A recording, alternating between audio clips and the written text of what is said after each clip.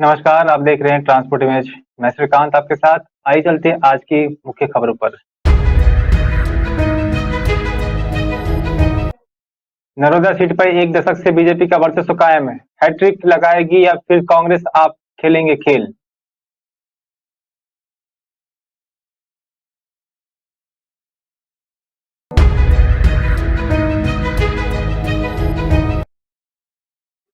सरदार शहर में दिलचस्प हुआ चुनाव। सीएम अशोक गहलोत ने किया बड़ा दावा।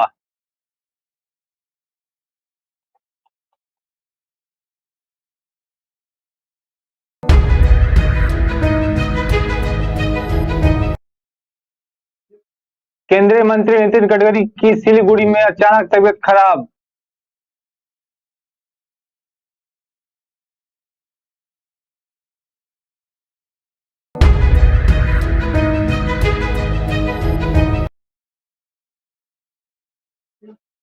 इमरान खान पर बड़ा आरोप। सऊदी के प्रिंस का उनकी घड़ी $20 लाख में बेची।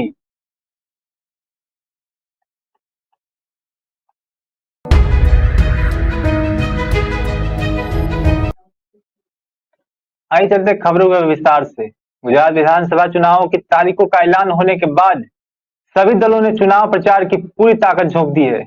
ऐसे में गुजरात की नई विधानसभा सीटें हैं जहां पर भाजपा का लंबे समय से वर्चस्व कायम है। इसमें अहमदाबाद जिले की नरोखा विधानसभा सीट भी है, जिस पर भाजपा 27 साल से कब्जा की हुई है। इस पर भाजपा जहां अपनी जीत को बरकरार रखने की हर संभव कोशिश कर रही है, वहीं कांग्रेस और आम आदमी पार्टी इसमें सेंध लगाने की रणनीति बना रही है। भाजपा ने इस सीट पर पायलबेन मनोज कुमार कुकाणी को टिकट दिया है। वहीं आम आदमी पार्टी की ओर से इस सीट पर ओम प्रकाश तिवारी को प्रत्याशी घोषित किया गया है।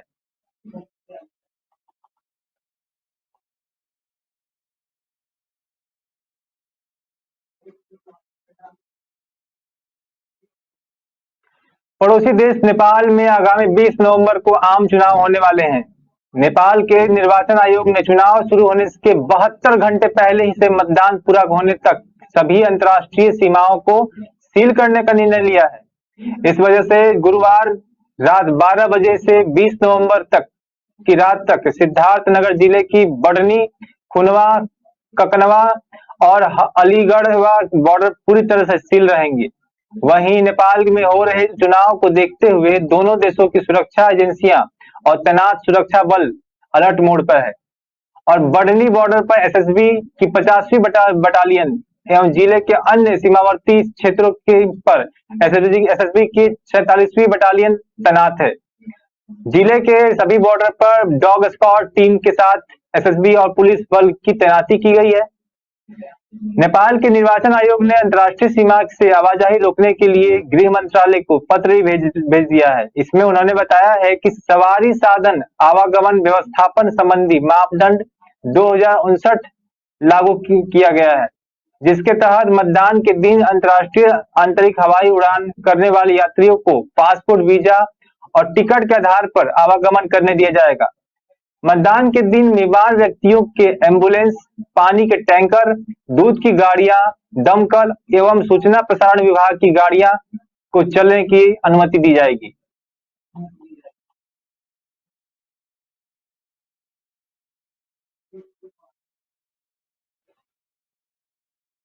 आग से जलने वाले मरीजों को लेकर उनके स्वजन को अब दिल्ली या मेरठ की दौड़ नहीं लगानी पड़ेगी।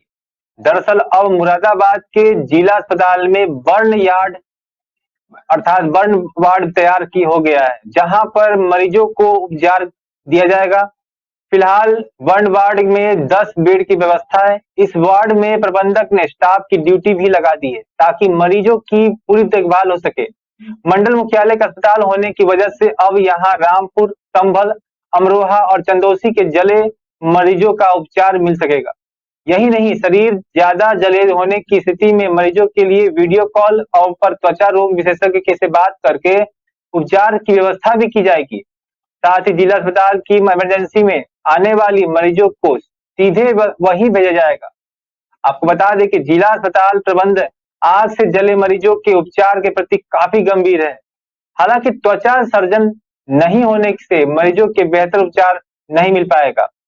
प्रबंधक का प्रयास है कि मुख्यालय में प्लास्टिक के सर्जन मिल जाए तो बर्न यूनिट में किसी तरह की कमी नहीं आएगी।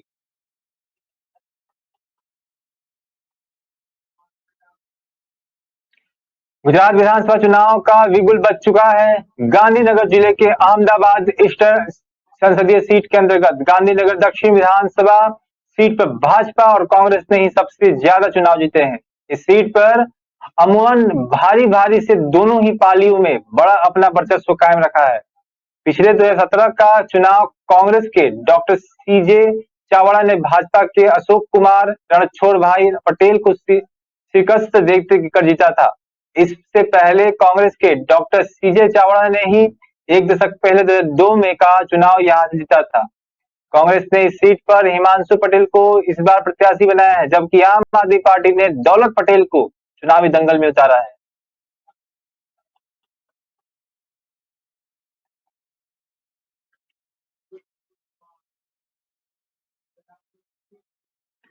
राजस्थान के मुख्यमंत्री अशोक गहलोत ने दावा किया है कि सरदार शहर विधानसभा उपचुनाव में कांग्रेस की एकतरफा जीत होगी। इसके साथ ही उन्होंने कहा कि कांग्रेस की भारत जोड़ो यात्रा बहुत शानदार चल रही है और इससे बीजेपी में खलबली मची हुई है। सीएम गहलोत ने सरदार शहर में कहा कि उपचुनाव तो हम एक तरफा जीतेंगे, 8 में से 6 उपचुनाव हम जीत चुके हैं और बीजेपी प्रत्याशियों की जमानत जब्त हुई है। वहीं तीसरे नंबर पर रह रहे हैं वे है ये चुनाव हमारे लिए बहुत महत्वपूर्ण है। बता दें कि सरदार शहर उपचुनाव के लिए कांग्रेस ने सहानुभूति का कार्ड खेलते हुए दिवंगत विधायक पंडित भंवर लाल शर्मा के बेटे अनिल शर्मा को उम्मीदवार घोषित किया है। वहीं बीजेपी ने अपने पूर्व विधायक अशोक पिंचा को टिकट दिया। वहीं राजस्थान राज्य सरकार की कल्याणकारी योजनाओं का जिक्र करते हुए सीएम गहलोत ने कहा है कि अभी तक जो हमने फैसले किए हैं, हिंदुस्तान में किसी भी राज्य में ऐसे फैसले नहीं हुए हैं, चाहे कर्मचारी के लिए पुरानी पेंशन योजना बहाल करना हो या चाहे चिकित्सा स्वास्थ्य बीमा योजना हो, राजस्थान में एक से बढ़कर एक फैसले हो रहे हैं।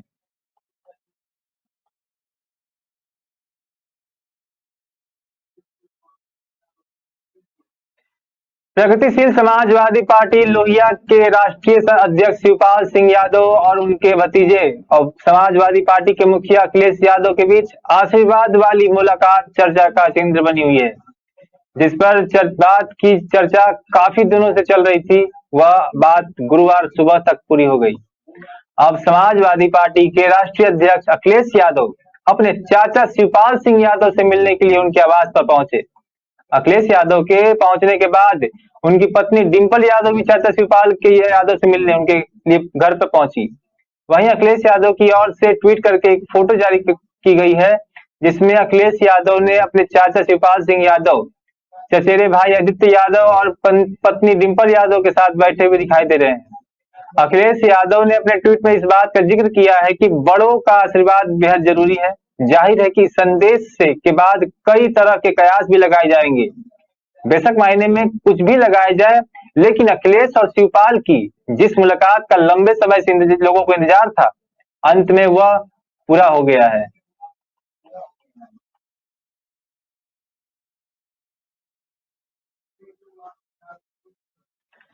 केंद्रीय सड़क परिवहन एवं राज्य मार्ग मंत्री नितिन गडकरी की सिलीगुड़ी में तबीयत अचानक खराब हो गई। उस वक्त वह एक कार्यक्रम में शिरकत कर रहे थे। इसके बाद डॉक्टरों ने उन्हें स्वास्थ्य की जांच की। बीजेपी के विधायक नीरज चिप्पा ने कहा है कि गडकरी की तबीयत बाद में ठीक हो गई और वह अपनी कार से रवाना हो गए हैं। जिप्पा ने कहा कि कार्यक्रम खत्म होने के बाद गडकरी ने बेचैनी की शिकायत की। वही जानकारी के अनुसार डॉक्टरों ने मंच के पीछे ले जाकर उनकी स्वास्थ्य जांच की। बाद में वह अपनी कार में सवार होकर रवाना हो गए। गडकरी के स्वास्थ्य के बारे में फिलहाल विस्तृत जानकारी की प्रतीक्षा की जा रही है। पश्चिम बंगाल के दौरे पर आए गडकरी ने सिलीगुड़ी में 1206 करोड़ रुपए के 3 राष्ट्रीय राजमार्ग परियोजना की आधारशिला रखी है।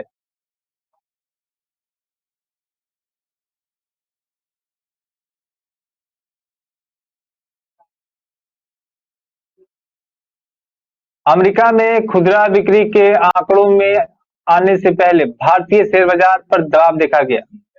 आशंका जताई जा रही है कि ये आंकड़े फेरबदल नहीं आते तो फेडरल रिजर्व ब्याज दरों में आक्रामक बढ़ोतरी कर सकता है। आज निफ्टी, आईटी, ऑटो और बैंक इंडेक्स गिरते देखे गए। आज बीसीसीए सेंसेक्स 230.12 अंकों की गिरावट के साथ 61,750.60 पर बंद हुआ है और निफ्टी 50 में भी गिरावट दर्ज की है। यह इंडेक्स 65.80 अंकों अथवा 0.36% है, गिरकर 18,343.90 पर बंद हुआ। बैंक निफ्टी में 77.20 अंकों की गिरावट आई और यह 42,458.10 पर बंद हुआ है।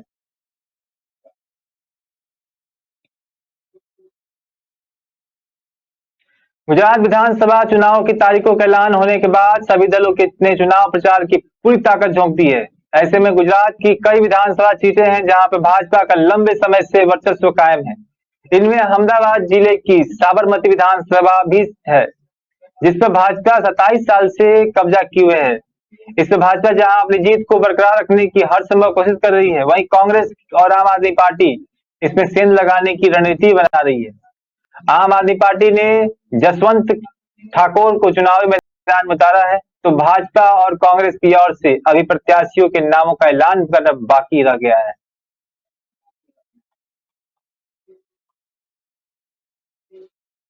झारखंड के बोकारो में आसमान में बादल साफ होने के बाद 12 नवंबर में से ठंडी बढ़ रही है। इसके साथ ही न्यूनतम तापमान के साथ साथ अधिकतम तापमान में गिरावट दर्ज की जा रही है। वहीं अब कोहरा और धुंध की शुरुआत ही हो गई है, तो शाम, सुबह, रात के वक्त ठंड महसूस हो रहे हैं। लोग गर्म कपड़ों का इस्तेमाल शुरू कर चुके हैं। आज का अधिकतम तापमान 26 डिग्री और न्यूनतम तापमान 11.7 डिग्री सेल्सियस है। बता दें कि उत्तर भारत में पश्चिमी विक्षोभ से हुई बारिश और बर्फबारी के कारण पिछले 2 दिनों से झारखंड में ठंड बढ़ी है। हालांकि अगले 4 दिनों तक तापमान स्थिर रहेगा। बोकारो मौसम विज्ञान केंद्र के वैज्ञानिक अभिषेक आनंद के अनुसार 20 नवंबर तक अधिकतम तापमान में कोई बड़े बदलाव की संभावना नहीं है। वहीं अगले 24 घंटे के दौरान न्यूनतम तापमान भी स्थिर रहेगा। धीरे धीरे इसमें आएगी। इसमें 3 से 4 डिग्री सेल्सियस गिरावट की संभावना भी बताई जा रही है। इसके बाद तेज ठंड का असर देखने को मिल सकता है।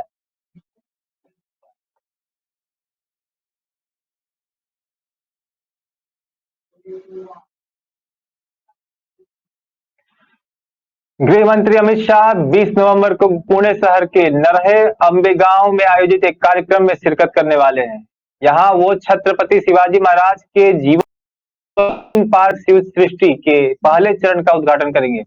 इस परियोजना की परिकल्पना पद्म विभूषण से सम्मानित दिवंगत बलवंत मोरेश्वर पुरंदरे ने की थी, जिन्होंने शिवशाहीर बाबा साहेब पुरंदरे के नाम से भी जाना जाता है, जिन्होंने इस परियोजना के क्रियान्वयन के लिए महाराजा छत्रपति प्रतिष्ठान की स्थापना भी की थी। बता दें कि शिव सृष्टि के उद्घाटन के अवसर पर अमित शाह समेत कई बड़े नेता शिरकत करने वाले हैं। जहां महाराष्ट्र बीजेपी के बड़े नेता उद्घाटन समारोह में मौजूद रहेंगे और प्रतिष्ठान के ट्रस्टी जगदीश कदम ने बताया है कि उद्घाटन समारोह में महाराष्ट्र के मुख्यमंत्री एकनाथ शिंदे, उप मुख्यमंत्री देवेंद्र फडणवीस, राज्यसभा संसद सदस्य उदय नाराजे भोसले, पुणे के संरक्षक मंत्री चंद्रकांत पाटिल और महाराष्ट्र के पर्यटन मंत्री मंगल प्रभात लोढ़ा भी मौजूद रहने वाले हैं।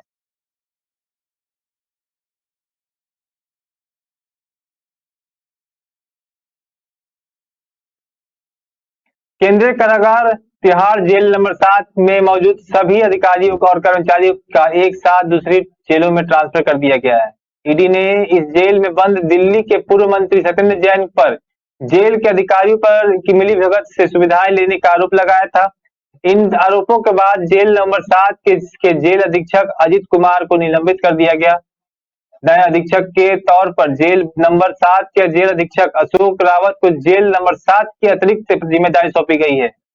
जहां तिहाड़ जेल प्रशासन के आदेश के मुताबिक तिहाड़ जेल नंबर 7 में तैनात डिप्टी जेलर हंसराज सिंह को जेल नंबर 7 से जेल नंबर 12 और डिप्टी जेलर श्रीमती संगीता चौहान को जेल नंबर 7 से जेल नंबर 10 ट्रांसफर कर दिया गया है। इसके साथ ही जेल में तैनात 3 सहायक अधीक्षक स्तर के अधिकारियों समेत 7 हेडक्वार्टर और 19 वार्डर का भी दूसरी जेलों में ट्रांसफर कर दिया गया है। इनमें से ज्यादा लोगों का यमुना पार की जेलों में ट्रांसफर किया गया है।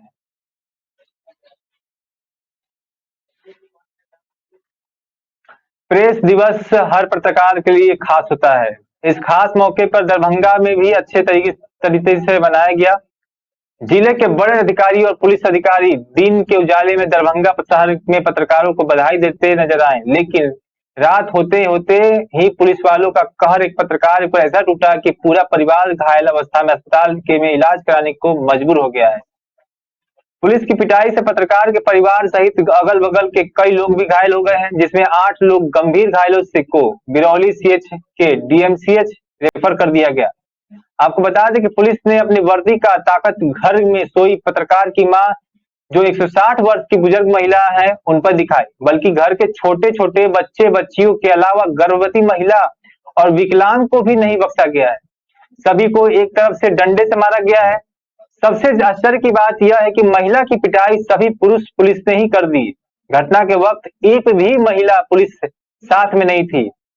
दरअसल पूरा मामला दरभंगा के बिरौली थाना के बुआरी गांव का बताया जाता है कि शाम में गांव के चौकीदार का एक रिश्तेदार शराब के नशे में हंगामा कर रहा था। इसी हंगामे का विरोध पत्रकार के परिवार ने किया। कुछ लोगों के बीच बचाव के बाद मामला शांत भी हो गया, लेकिन कुछ घंटे बाद अचानक देर रात 3 से 4 पुलिस जीप पत्रकार के घर पहुंचती है और घर में अचानक धावा बोलने के साथ ही सभी की पिटाई शुरू कर देती है।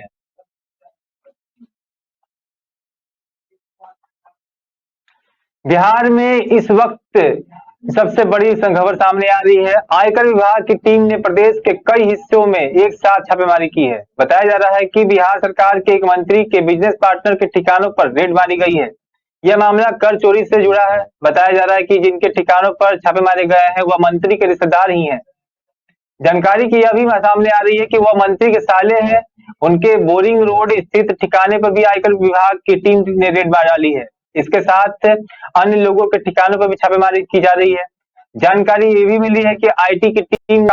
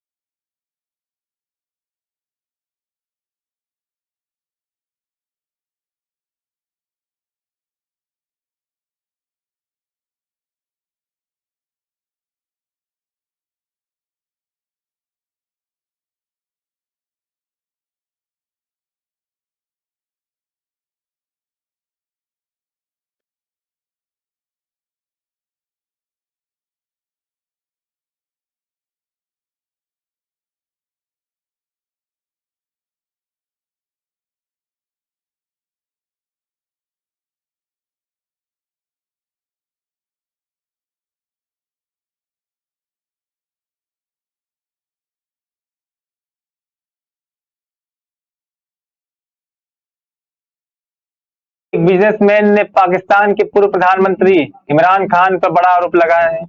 इसके साथ बाद ही इमरान खान एक बार फिर विवादों में घिर गए हैं। एक रिपोर्ट के अनुसार दुबई के बिजनेसमैन ने दावा किया है कि पाकिस्तान की इमरान सरकार ने सऊदी क्राउन प्रिंस मोहम्मद बिन सलमान द्वारा पूर्व प्रधानमंत्री इमरान खान को दी गई लाखों डॉलर की लग्जरी घड़ी बेच दी थी। बिजनेसमैन उमर फारूक जहूर ने दावा किया है कि उनके पास इस बात के सबूत हैं कि पाकिस्तानी सरकार ने 2019 में उस महंगी घड़ी को 20 लाख डॉलर में बेचा था। पाकिस्तानी अखबार ड्रॉन की एक रिपोर्ट के अनुसार घड़ियां दुर्लभ और बेशकीमती थी। वहीं बताया गया है कि सऊदी क्राउन प्रिंस मोहम्मद बिन सलमान ने इमरान को ग्रेफ की घड़ी भेंट की थी, जिसे इमरान ने बेच दिया है, जिसके बाद एक बार फिर इमरान खान विवादों में घिर चुके हैं।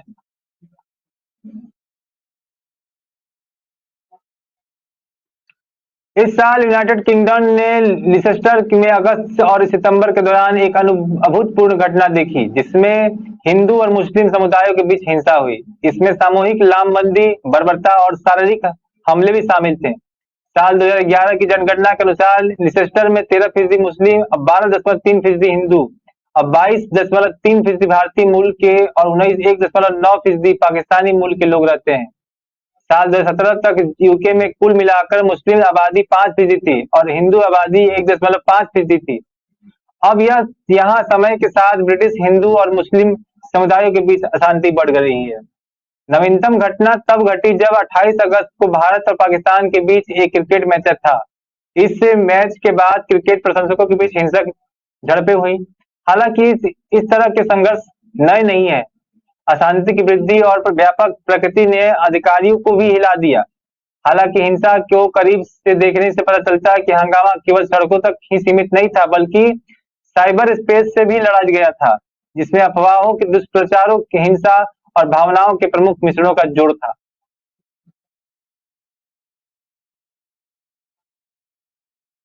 इंडोनेशिया के शहर बाली में हुए G20 शिखर सम्मेलन में विश्व भर में के नेता प्रधानमंत्री नरेंद्र मोदी के साथ गर्मजोशी के साथ मिलते हुए नजर आए। G20 शिखर सम्मेलन के दौरान अमेरिकी राष्ट्रपति जो बाइडेन मोदी को समय समय पर दोस्ताना इशारा करते हुए दिख रहे थे। वहीं पीएम मोदी के पास हाथ मिलाने से शुरू हुआ यह सिलसिला सलाम करने की तस्वीर तक ही नहीं रुका। अब अमेरिकी राष्ट्रपति ने दोनों देशों के मजबूत होते रिश्तों की झलक देते हुए मोदी के साथ एक ट्वीट पर एक तस्वीर भी साझा की है। उन्होंने ट्वीट कर पर लिखा है कि मैंने वैश्विक आर्थिक सहयोग के प्रमुख मंच के रूप में G20 के प्रति अपनी प्रतिबद्धता की पुष्टि करने के लिए भारत के प्रधानमंत्री नरेंद्र मोदी और इंडोनेशिया के राष्ट्रपति विडोडो से मुलाकात की है।